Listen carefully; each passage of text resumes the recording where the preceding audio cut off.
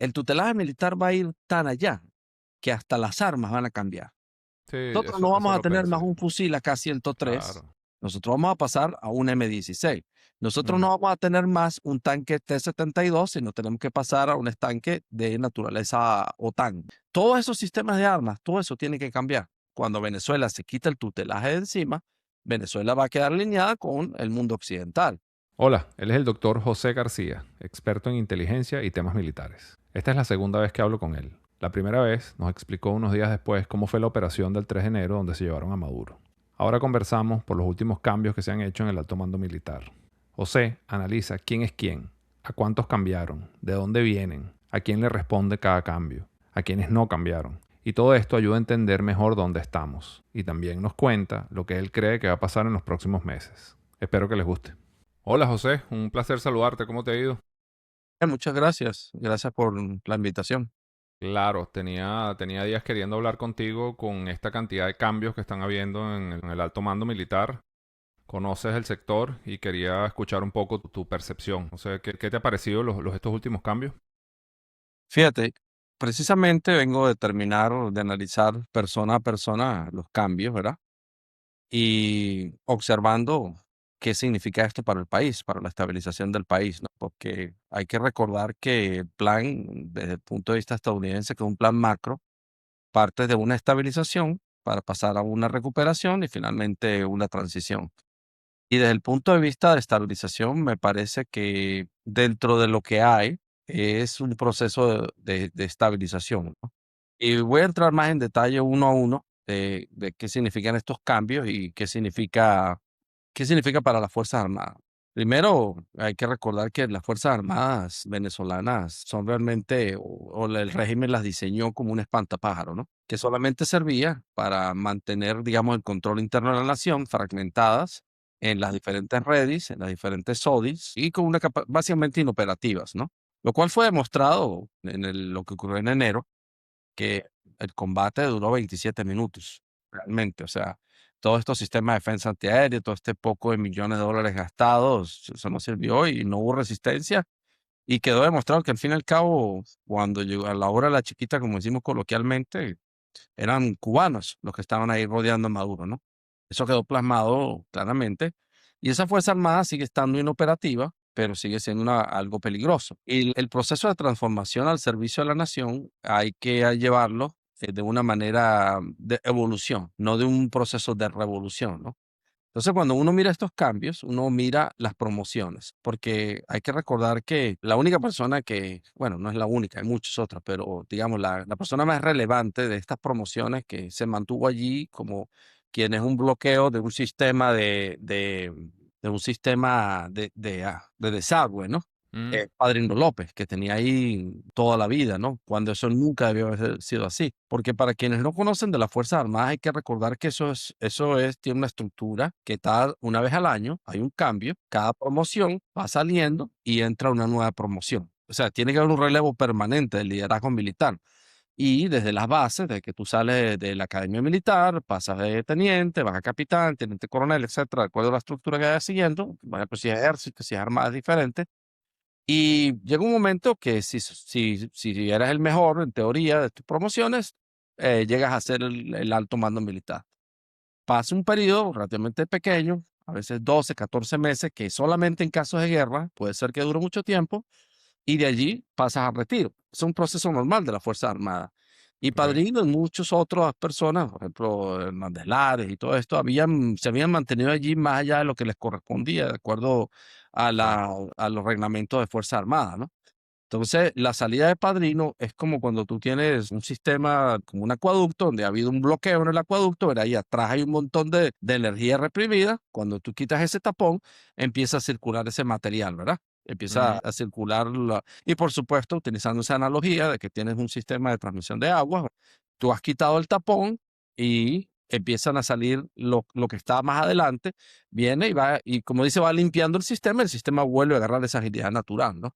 Entonces, ahorita las promociones que están entrando son promociones 93 y la promoción del 94. En el caso 93 solamente, si no me equivoco, hay 3 personas, Mm. que lo escribí, que fue para la milicia, que es Zurbarán, que va para Comando de la Guardia Nacional, que es Prieto Martínez, que va para el CEOFAN, ¿no? Y de resto son pura gente de la promoción del 94 que van a estar allí de una manera transitoria.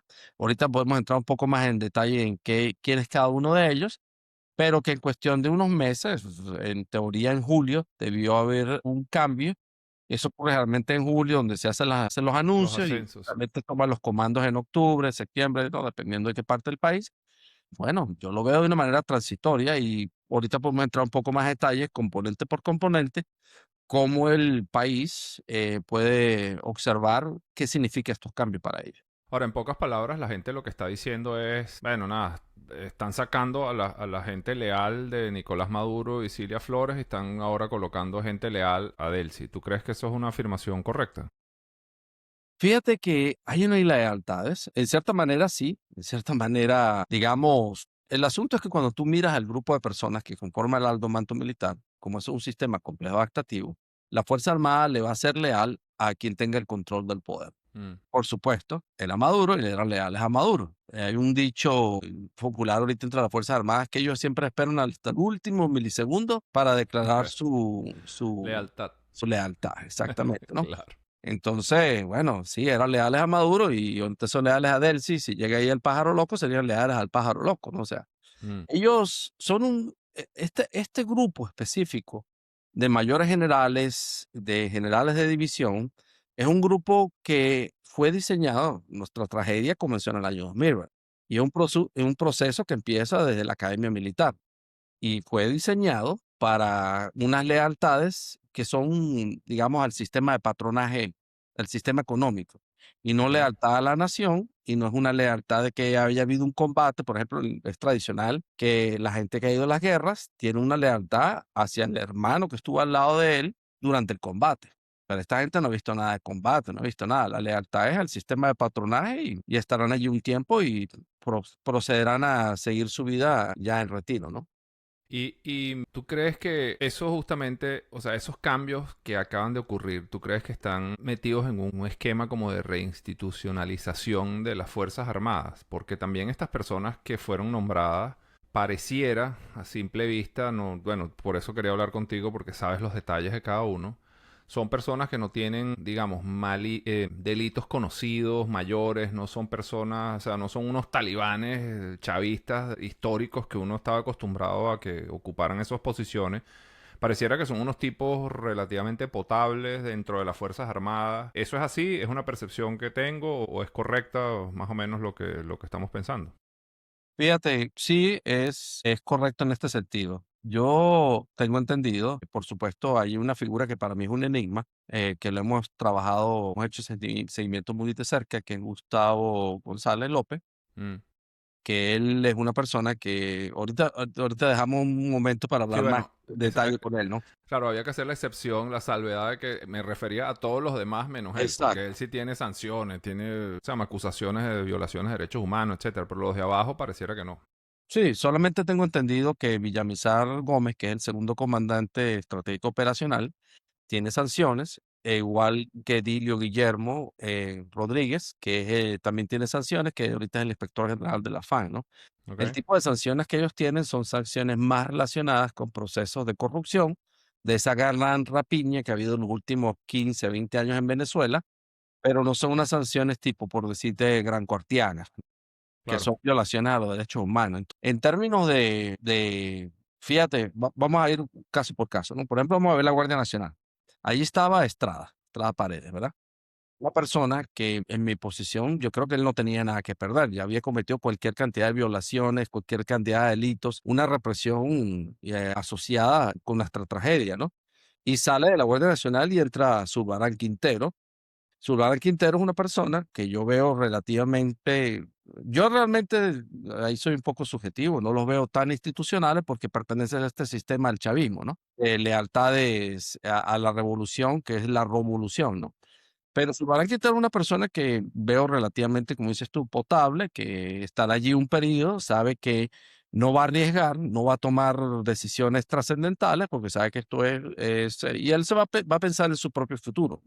Ok. Entonces, de cierta manera, tú vas de una persona como Estrada a una persona como Zulbarán Quintero y hay un cambio en el elemento fundamental de represión sistemática de la Guardia Nacional, que es fundamental, Mm, y lo cual nos libera al país lo que se desea, que es, porque las etapas no es que se acabó el 13 de abril, se acabó la estabilización y comenzó la recuperación, sino que se solapan, ¿no? mm. De esta manera, cuando hablamos de recuperación, hay que pensar que el país lo que quiere es salir a protestar porque no hay agua, porque no hay luz, como vimos en estos días, ¿no? Que rompieron la barrera para llegar a la Asamblea Nacional. Entonces, mientras no estén incendiando edificios y destruyendo cosas, Pero vienen. tú viste que esa barrera, esos días no sacaron a la guardia en ningún lugar. O sea, de hecho nosotros también sacamos una información, o sea, sacaron PNB. Nosotros tuvimos una información que ellos entiendo que los días anteriores a que hay manifestaciones, como que en las Guardias Nacionales llega una comunicación diciendo así como que, bueno, prepárense que mañana vienen los revoltosos. Y en esa oportunidad no pasaron esa comunicación. Y si la pasaron, se hicieron los locos y al final no salieron a reprimir. Entonces se rompieron ese piquete, pero fue un piquete a la PNB, ¿correcto? Correcto, eso es correcto, solamente la PNB. De igual manera, cuando los estudiantes hicieron su manifestación, para el proceso de apoyo a los presos políticos. Hubo algunos, tengo entendido, fuentes humanas que, bueno, nunca se sabe si son 100% Veraces. auténtica la información, de que hubo algunos de los talibanes que decían, vamos a salir a reprimir, esto no puede ocurrir. Y la gente desde la Guardia Nacional dijo, miren, estos muchachos están caminando las calles, están expresando sus Mm, libertades, o sea, están dentro del derecho a libertad de expresión, ¿no?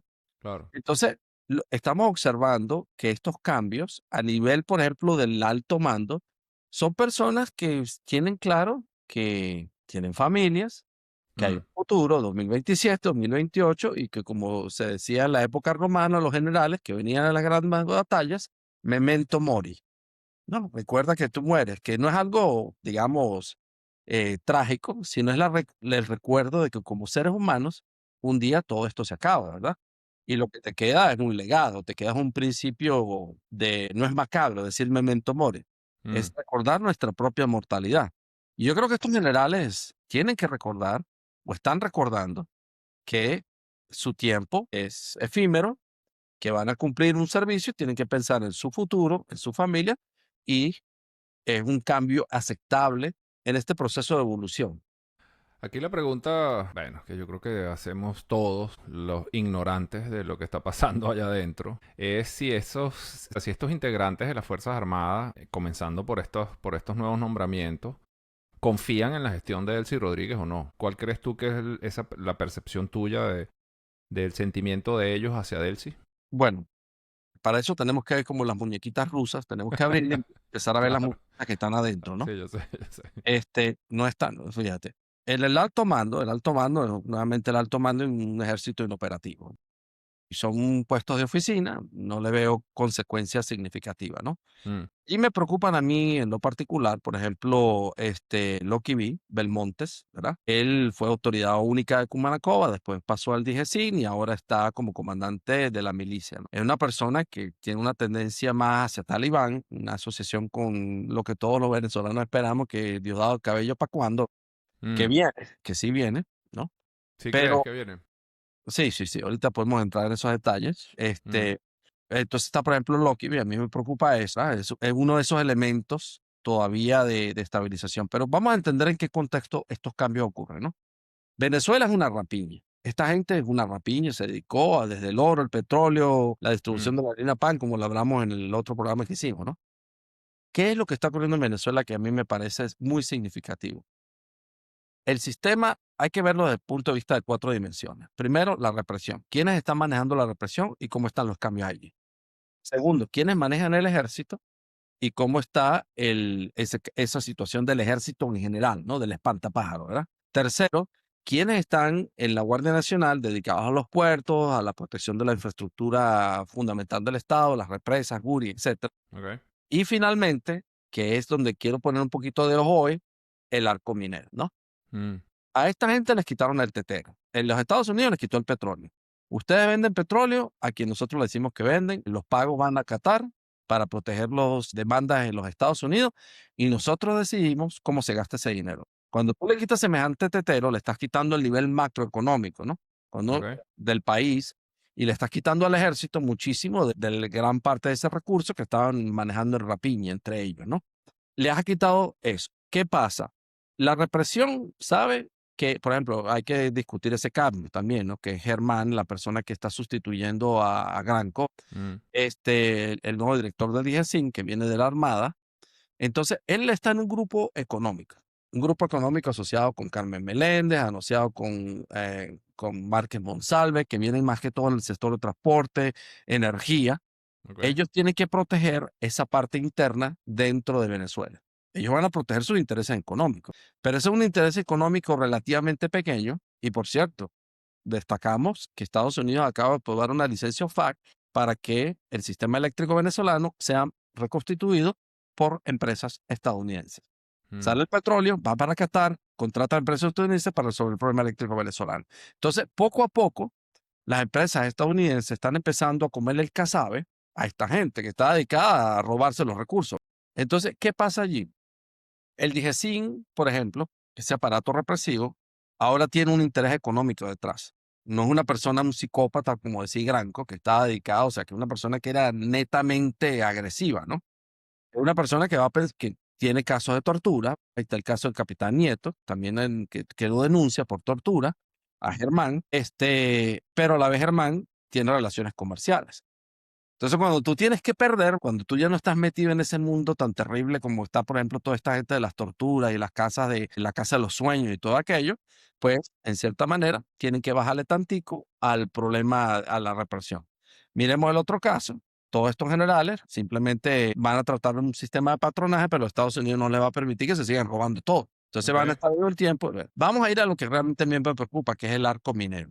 El arco minero, la visita del secretario del Interior de Estados Unidos a Venezuela, y les destaco una cosa que no nos escuchan, que es que lo que se llama aquí Departamento del Interior no es como el Ministerio del Interior en Venezuela. Son dos cosas muy diferentes, ¿no?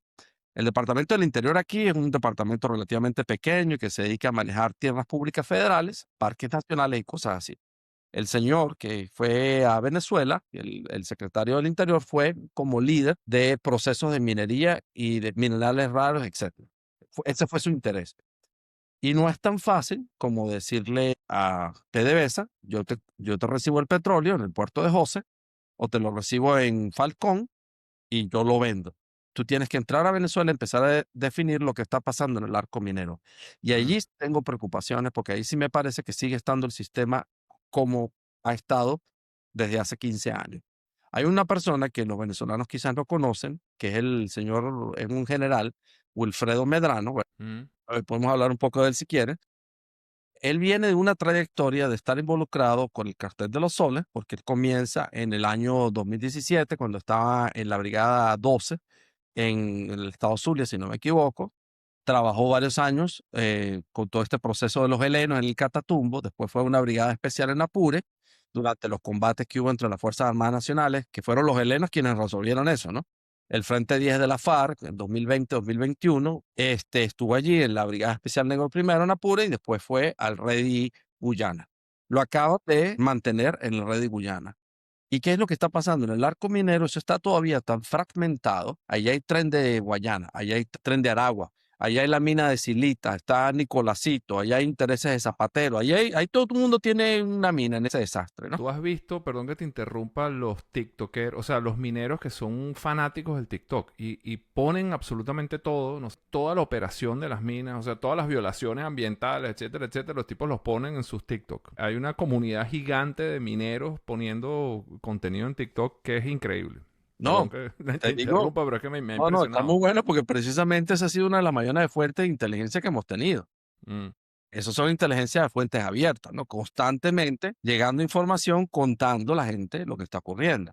Entonces, a mí me parece que la situación del arco minero, que representa, fíjate, Venezuela tenía tres vectores fundamentales económicos: cocaína, petróleo y oro.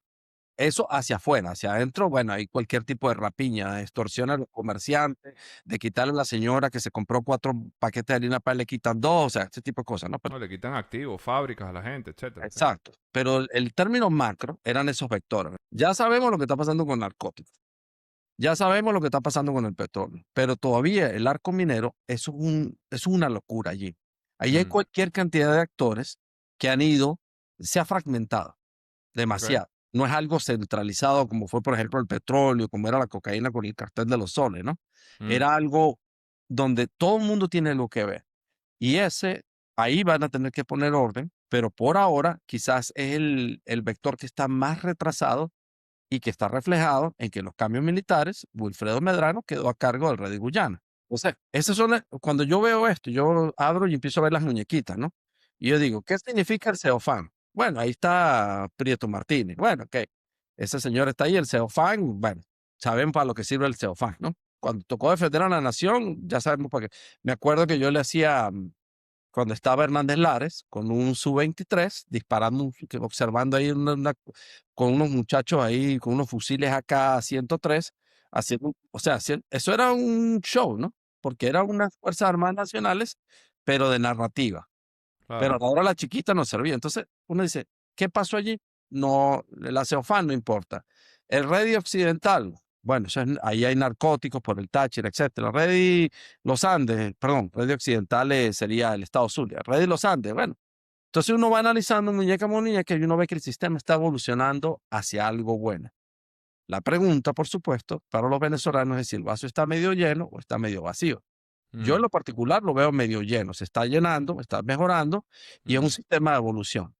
Yo quisiera que se aceleraran estos cambios, ya yo quisiera que ahorita en julio anunciaran que todas estas promociones del año 93, 94 pasan a retiro para salir de esta gente y que empiecen a aparecer nombres nuevos. ¿Y tú crees que eso es posible? O sea, tú no crees que esta gente más bien se enquista otra vez 2, 3 años y de él sí se los acomoda ahí o trata de acomodarse con ellos? Esa es una pregunta, como decimos en criollo, de las 50.000 lochas, ¿no? Mm. Vamos a trabajar en eso, fíjate. Los Estados Unidos está a cargo de la situación. Toda esta gente, ¿ok? Hay algo que a mí me llama mucho la atención, por ejemplo, ahorita del DGC, hoy del SEBIN, está más dedicado a asegurarse que los Estados Unidos estén contentos que asegurarse que los jefes anteriores estén contentos. El que se le ocurra decir, mira, por ejemplo, con que llega, no sé, Donovan del Comando Sur, ¿verdad? Y dice, con esta gente no se metan, porque ahí hay FBI, ahí hay CIA, ahí hay de todo metido en Claro, Venezuela ahorita. claro. Entonces él dije, sí, más bien, bueno, sí, sí, vamos a asegurarnos que no le pase nada a la gente del FBI que está trabajando allá adentro. Ellos cambiaron de Claro, pero jefe. es una contradicción también para ellos, o sea, porque estás permitiendo que anden por la calle los tipos que te van a, los tipos que te van a colgar, ¿no? Bueno, creo, no sé si fue Winston Churchill o alguien así que dijo que aquel que alimenta el cocodrilo esperando que no le toque a él hoy, ¿no? Claro. Eso es lo que están haciendo ellos. Entonces yo veo a toda esta gente simplemente sirviendo a los Estados Unidos. Estamos el estado actual de Venezuela es que estamos bajo tutelaje, ¿no? Que Trump, Y ese tutelaje, perdón que te interrumpo otra vez, pero es que se me vienen sí, sí, declaraciones.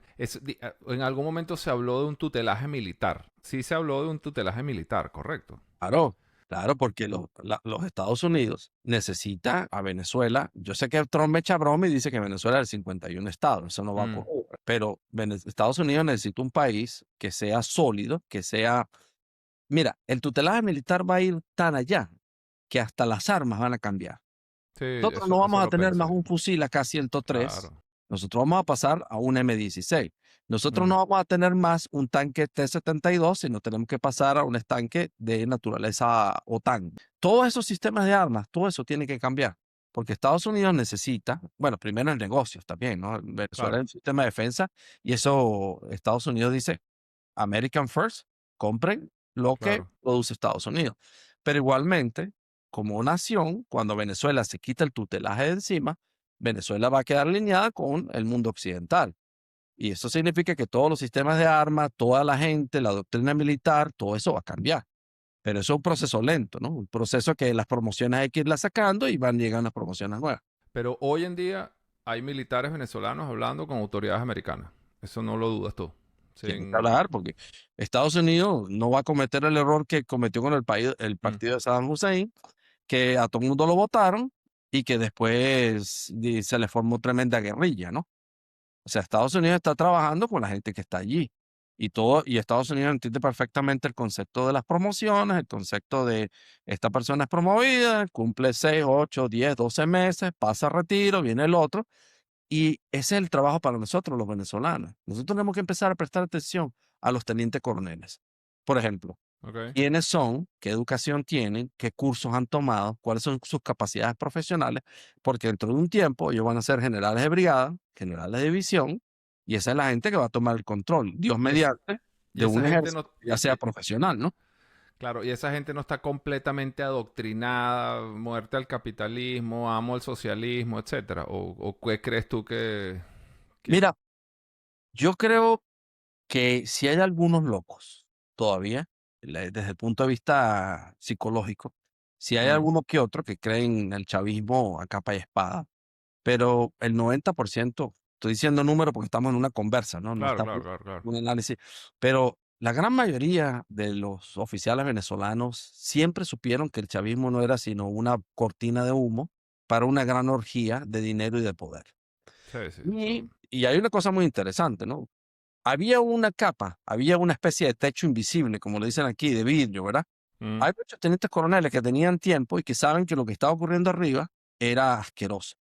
Y muchos pedían inclusive pasar a retiro antes de participar en semejante orgía. ok. Pero ellos sabían que una vez que tú llegabas a ese nivel, o jugabas el juego o Está- no llegabas o no sobrevivías. te execraban, exacto. Exacto. Entonces, yo sé que el ejército venezolano en nuestra conciencia social está muy mal, es detestado por todo lo que ha ocurrido, pero yo siempre, es como cuando yo le digo a la gente, no me hablen de Estados Unidos, cuando dicen Estados Unidos debería hacer esto y aquello, no, no, un momento. Estados Unidos tiene 100 senadores, 435 representantes, 9, bueno, o sea, esto es un montón de gente y hay que entender cómo el partido de fútbol juega, ¿no? Entonces, dentro de la estructura militar venezolana, sobre todo a nivel de teniente coronel hacia abajo, ahí hay gente que puede ser reinstitucionalizada, que puede tener acceso a mejoramiento profesional, mejoras de su salario, mejoras de su sueldo, de su calidad de vida, la familia militar. Yo creo que eso se puede reconstituir. Porque hay algo que me llama mucho la atención, fíjate lo siguiente, ¿no? Cuando estaban diciendo, ¿no? Todos estos vendedores de humo que decían que no se metieran en Venezuela, que eso iba a ser un Vietnam, que eso iba a ser un Irak. Y Eso. resulta que al otro día la gente se vuelve a la playa, ¿no? Bueno, no al Sí, otro día, porque estoy exagerando, ¿no? O sí, sí, sea, sí. el venezolano no es una persona que esa doctrina es como lo que yo estoy observando en Irán, ¿no? Que son chiitas y que se creen su cosa y que Sí, que están el tema dispuestos a pelear. ideológico, sí, sí. El venezolano es un poco más pragmático. El venezolano es realmente una persona de familia. Mm, Son desde la época, cuando yo hablaba con gente aquí del Congreso de los Estados Unidos, que tratábamos de decirle, sáquense de la cabeza que eso va a ser un Irak, ¿no? mm, Nosotros somos una nación, más o menos el periodo que George Washington y Simón Bolívar andaban por ahí a caballo. mm. Hemos tenido trayectorias diferentes, pero ha habido un paralelismo, ¿no? Me acuerdo tan bonito el detalle de cuando María le presenta a Donald Trump la medalla y le habla de la medalla que le dio un descendiente de George Washington Así. a nuestro libertador. O sea, eso hay paralelismo. Entonces nosotros somos tendencia democrática. Volviendo al tema militar, ¿qué significa esto? A pesar de toda esa doctrina y del chavismo y todo eso, yo creo que las raíces profundas de nuestro etos venezolano se mantienen. Porque nosotros nos fuimos sustituidos por iraníes, por chiitas, por gente totalmente adoctrinada, digamos, de la infancia tribal. Mm. La pertenencia a la tribalidad militar es solo de conveniencia y eso lo hace transitorio. Por supuesto, hay que hacer una cosa muy profunda. Hay que volver a la Academia Militar Venezolana, revisar el pensum de estudios, revisar quiénes son los directores de la academia y volver a hacer cambios, pero eso hay que irlo evolucionando. Bueno, además es que hay un indicador gigante que es el 28 de julio del 2024. Esa gente salió a votar.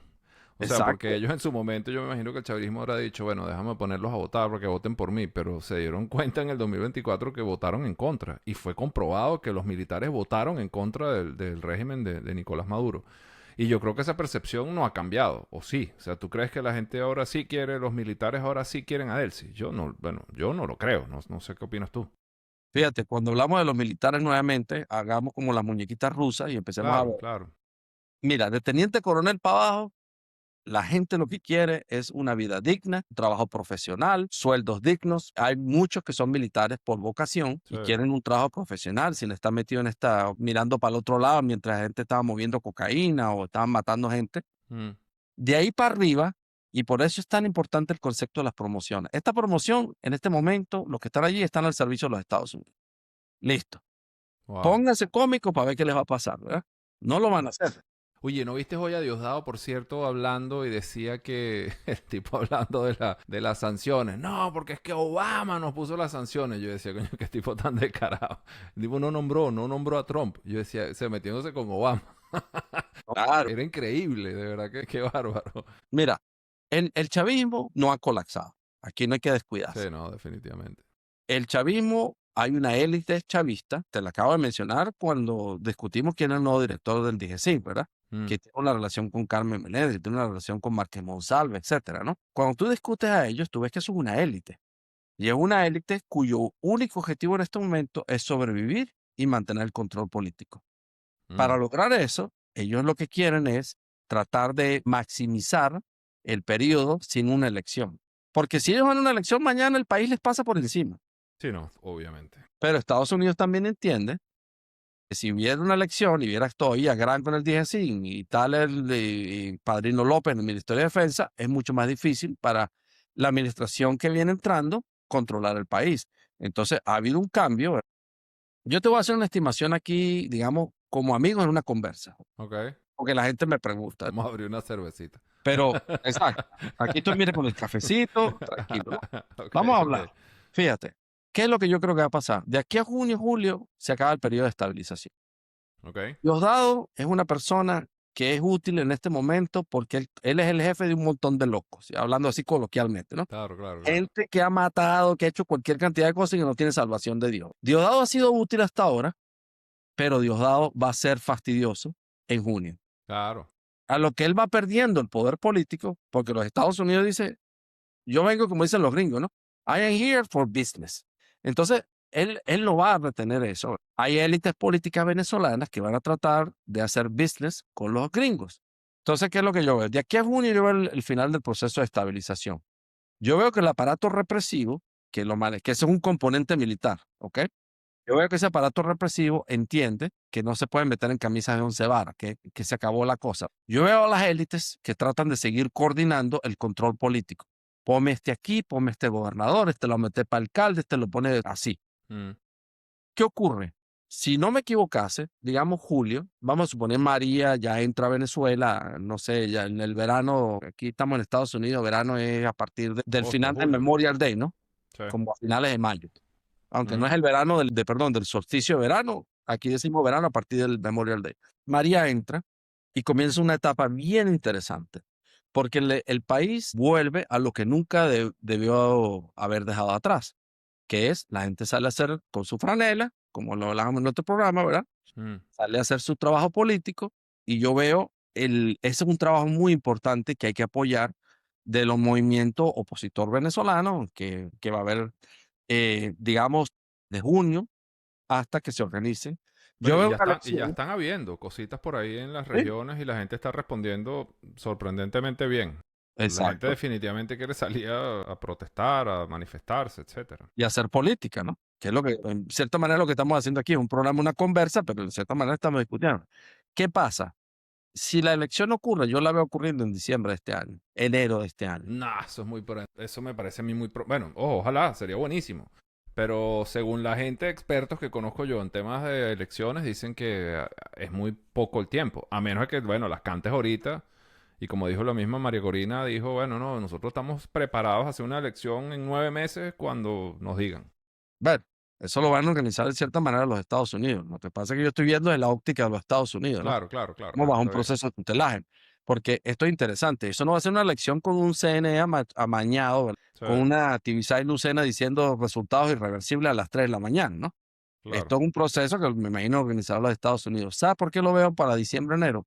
Porque aquí en los Estados Unidos hay un vector que no ven dentro de Venezuela, que es el vector de la presión de la democracia para cuando.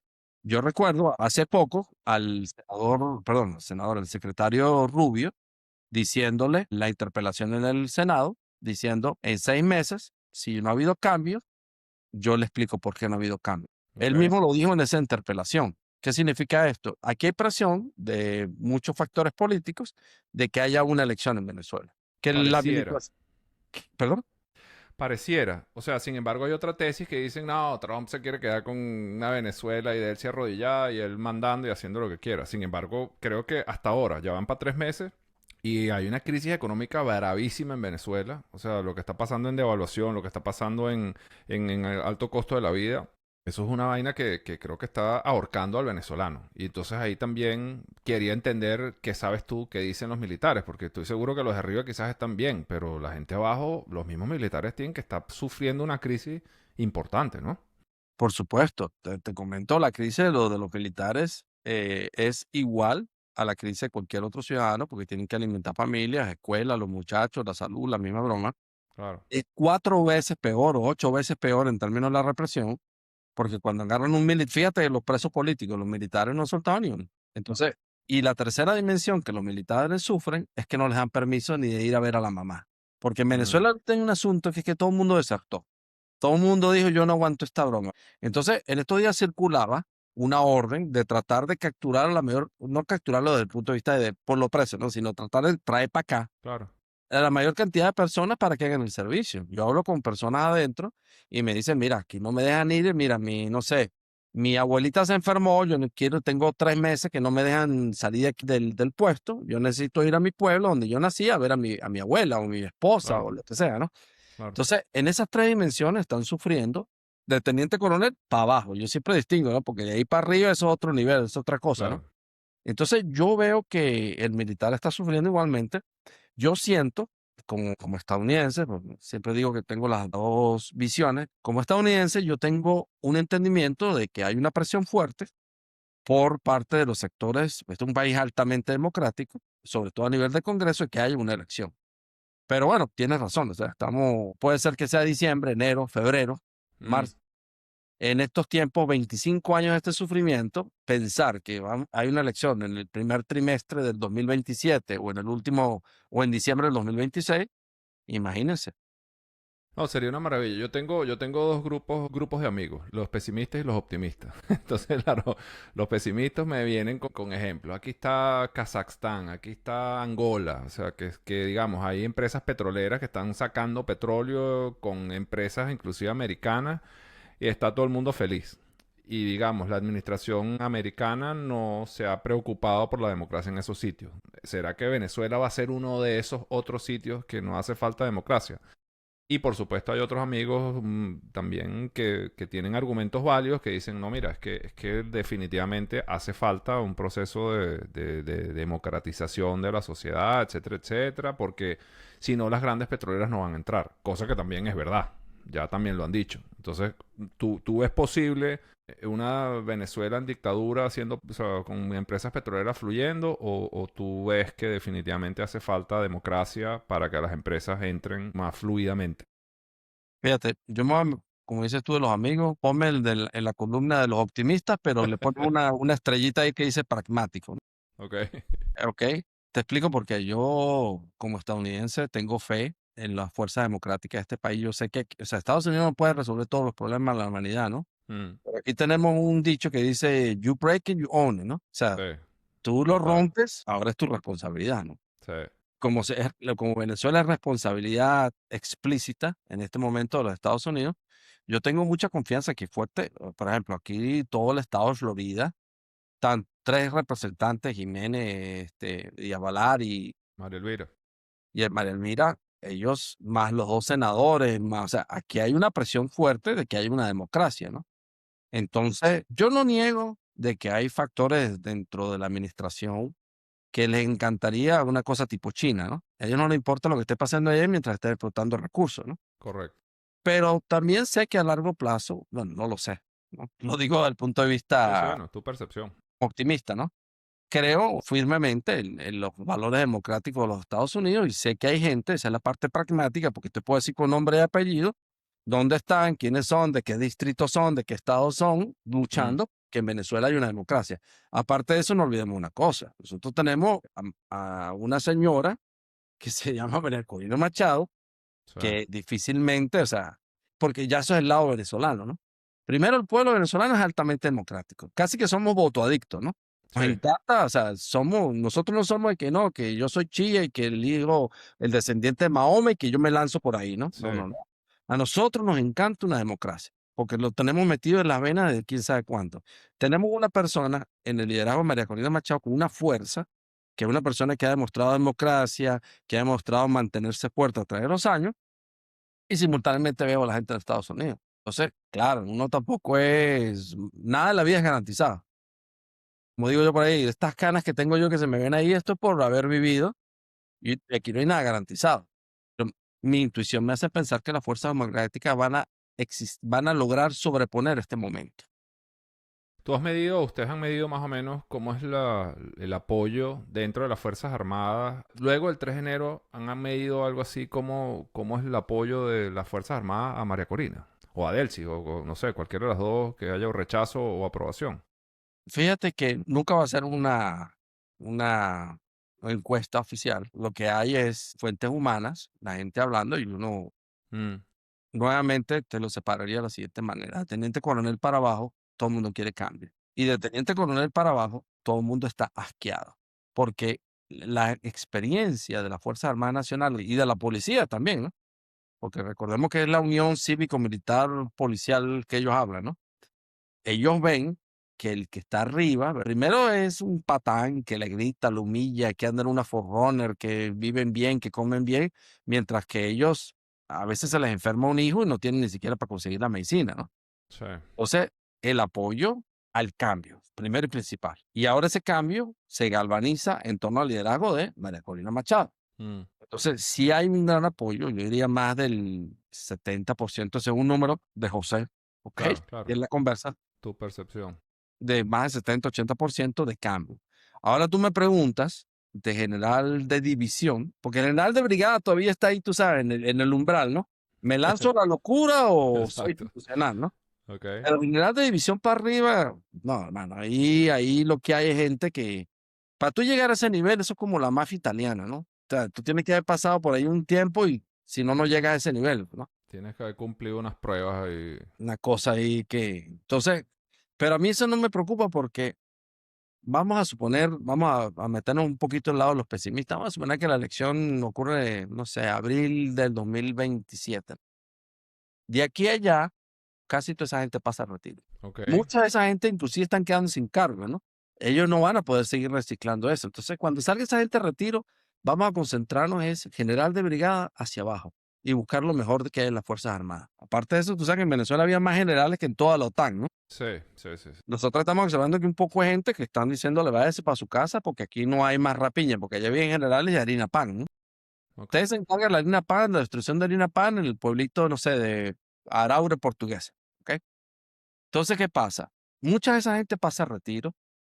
Y me preocupa, como te digo, todavía veo gente clavada así como garrapata, ¿verdad? Uno que ha llevado garrapata en la vida, uno a veces sabe lo peor que la garrapata, la nigua, ¿no? Que es difícil quitársela uno de encima, ¿no? Cuando le cae un poco de nigua a uno que estuvo en el monte mucho tiempo, ¿no? Cuesta, cuesta. Y hay todavía unos que cuesta sacarlos de allí, ¿no? Mm, Pero, nuevamente, lo que pasa es que yo tengo una óptica que es la óptica del estadounidense. mm, Y allí el comandante de las Fuerzas Armadas de Venezuela se llama Donovan. El presidente de Venezuela se llama Donald Trump. O sí. sea, nos guste o no nos guste, eso es una derrota militar y como derrota militar lo veo históricamente como lo que ocurre cuando viene la derrota de los alemanes y hay que lidiar con el régimen de Vichy. Vamos a hacer ese paralelismo. Y como todos los paralelismos, hay cosas que sí son iguales o parecidas, hay cosas que no se aplican, ¿no? Pero en todas las derrotas, tú tienes que agarrar ese montón de gente, negociarlo, sacarlo. Pero cada vez que Estados Unidos ha derrotado a alguien, y tan rápido, esta gente duró 27 minutos en el combate, ¿no? Tiraron la Mm. toalla. Me acuerdo de la broma de Padrino que después que decía, no, yo no voy a sacar a unas personas a morir, ¿no? O sea, ¿te acuerdas del video? Hoy, sí, bueno, y hoy también creo que dijo algo, ayer dijo algo que eso, él lo que hizo fue evitar una guerra. Claro, lo que pasa es que es muy sabroso una guerra de 20 y pico de años contra un pueblo desarmado, porque es una cuestión. Nosotros los venezolanos tuvimos una guerra. La única diferencia es que ellos tenían todas las armas y el resto era la población. Pero bueno, volviendo a esto, lo que tú me preguntas, yo sí creo que esta gente va a salir. Yo sí creo que Estados Unidos necesita una renovación porque aquí hay un plan que es más importante que Venezuela. ¿Sabes cuál es? Y te digo, es China, Petróleo, Estados Unidos, energía, exacto, energía china, exacto, energía energías. china. O sea, Estados Unidos no puede pasarse allí con un dictador que le da la vuelta, que cambió la administración, que llegó cualquier persona, que llegó Biden, que salió de donde lo tengan metido en un closet y lo pusieron otra vez de presidente. Eso, o Ajá. sea, ¿qué pasa? Estados Unidos no puede hacer eso. Estados Unidos está en el mundo se está reorganizando. Entonces, cuando tú ves ese juego macro de los rusos, los chinos, los europeos que todavía están comiendo queso y bebiendo vino y no se han Ujú. despertado todavía, ahorita es que están empezando, ¿no? Como Sí. a acordarse de que tienen que preocuparse porque más allá de lo que ellos llaman el estado de bienestar social, ¿no? Que es lo que yo llamo comer queso y beber vino, ¿no? Que es muy agradable, muy sabroso, muy Sabroso. encantado en Europa, uno se la Muy pasa sabroso. buenísimo, Sí, sí, sí, pero sí. los europeos no andan pensando en este juego, ¿no? Entonces, ¿qué ocurre? El juego es China contra Estados Unidos. Y Estados Unidos tiene que dejar un país institucionalizado, Dios mediante, democrático, con unas fuerzas más profesionales, porque necesita asegurar al hemisferio para tratar de evitar una confrontación con los chinos. Aquí el tema es cómo hace Estados Unidos para convencer a los petroleras y a los inversionistas a entrar en Venezuela, porque nuevamente vamos para 3 meses y están los inversionistas, o sea, están las petroleras, están diciendo, yo no voy, en estas condiciones yo no voy. Y eso, bueno, está Chevron que ya ha tenido operaciones, apareció Shell, creo que es la única extraña que ha entrado o que ha dicho que quiere entrar. Está Eni, la italiana, está Repsol, la española, y creo que hay una francesa chiquitica también, pero nadie nuevo, o sea, nadie de las grandes que hace falta entrar. Entonces, los militares están conscientes de eso también, pero ellos tienen información. El militar de ellos siguen, no están informados, ni siquiera saben que hay un plan de estabilización, recuperación, transición. Ni siquiera saben Mm, eso. Ellos, si no están informados, no me preocupa tanto. Me preocupa que la administración de Trump mantenga el plan. Estabilización, lo diré 1000 veces, ¿no? claro, Transición. Aquí, una de las grandes operadoras es la Exxon, que durante la reunión con Trump, el se lo CEO dijo. de Exxon explicaba que, mira, yo tengo que invertir aquí a 20 años, ¿no? Sí. Y nuevamente, esa es otra razón pragmática para creer en la democracia y en un futuro optimista venezolano, ¿no? Si la Exxon va a entrar, imagínate, una refinería. ¿Cuánto nos cuesta hacer una refinería? Millones de dólares y de tiempo y todo lo demás. Nadie se va a poner a hacer eso con una administración que apenas, o sea, esta gente, yo creo que nadie confía en Delcy ni nada. O sea, ahí no va a haber, en el momento que se les ocurre, le dan la vuelta, porque así son. Ese es un indicador que a mí me preocuparía. O sea, si mañana empiezan a entrar las grandes petroleras, yo empezaría a decir, "Coño, ahí me empezaría a preocupar si de verdad comienzan a entrar con Delcy. Mira, me dijiste que tenías que irte a esta hora. Sí, No sé si sí. cómo estás de tiempo, no sé Sí, si sí, quieres. podemos ir cerrando. Tenemos unos Bueno, minutos. no sé, te veo optimista, no siempre se lo pregunto a la gente, pero bueno, un poquito, ¿qué opinas tú? Ya me dijiste un poco qué viene en los próximos meses, pero ¿cómo lo ves? Mira, te voy a decir por qué yo soy optimista. En diciembre, yo tengo buena memoria, ¿no? En diciembre yo me acuerdo la sensación general. Sí, Como te digo yo, la gente decía, no, no van a entrar, los gringos no van a entrar, nada con ese cuento que no van a entrar, ¿no? Y mm, yo veía que aquella estructura militar que se estaba formando en el Caribe, ¿no? Entonces, y ocurrió. Y que llevamos 12 semanas, no sé, de esto, 12, 13 semanas, no sé, del evento de enero, ¿no? Y yo no puedo creer la cantidad de cosas que han ocurrido desde la óptica macro, como estadounidense, sí, ¿verdad? sí, La gente ya sale a protestar por el agua, la gente ya rompe la barrera de la Policía Nacional para ir a armar un zafarrancho a los tipos de la Asamblea. Soltaron gente, ojalá pronto soltaran los militares. Y también observo lo que está ocurriendo dentro de la estructura de los Estados Unidos. Entonces estoy optimista porque pues, en cuestión de semanas se ha revertido. Fíjate lo siguiente, nosotros desde el 2000 al 2025. En el 2025, mire, la gente ni hablaba. O sea, la gente tenía terror tipo cubano. Tú sabes que en Cuba hay puro chivato, es que le dicen ellos, ¿no? Les encanta, ¿no? sí. Bueno, los WhatsApp, la gente no hablaba ya por WhatsApp, la gente no decía nada, era como Exacto. había un pánico generalizado. Exacto. Entonces, hay una aceleración del proceso de liberación de recuperación de la libertad. Y otra cosa que yo aprendí en la vida, compañero, es que en la vida hay que tener fe, ser optimista y a trabajar. ¿Sabes qué tenemos los venezolanos por delante? Trabajo. Trabajo porque resolvemos mañana que Diosdado lo saquen, que lo hablaremos en otro programa, porque no nos dio tiempo hoy. Resolvemos Diosdado, se fue Diosdado y la gente se va a quejar de otra cosa. Pero pasamos el 2025, perdón, 2024, nuestro peor momento, y yo siento que ahorita me empiezo a sentir como que estuviéramos otra vez, como en el 2014. No sé si recuerda que todavía, que el SEBIN era el que estaba dando como decir coloquialmente, dándole golpes a todo el mundo. En cuestión de una semana echamos para atrás casi una década de descomposición. Entonces, en cuestión de unos meses, yo creo que volver a donde debimos haber estado en el año 2000, salir, votar, escoger democráticamente a nuestros líderes. Y otra cosa que me anima mucho, yo no sé si tú lo has notado, la gente está empezando a hablar en volver. ¿Hablar en qué? De volver. Sí, muchísimo. Ya tengo varios amigos también que andan por ahí, desde que están yendo, de hecho, va yendo, constituyendo Sí, compañía. Y yo digo, chamo, sí. me impresiona, me parece genial. A mí me parece una avalancha de gente que está pensando y esa gente tiene unos dolaritos, se ganó una plata, Claro. aprendieron negocios, Y aprendieron cosas. conocimiento, A sí. volver. Entonces me siento Mira, optimista. ¿cuándo volvemos a hablar? Me gusta lo que hemos hablado hoy. Bueno, podemos hablar en un par de Hablamos un semanas, par de podemos semanas hablar. otra vez. Sí, sí, sí, Sí, vamos, y vamos para a que evolucione un seguirle. poquito la cosa, ¿no? Para no repetir sobre la misma historia, ¿no? Dale, chéverísimo.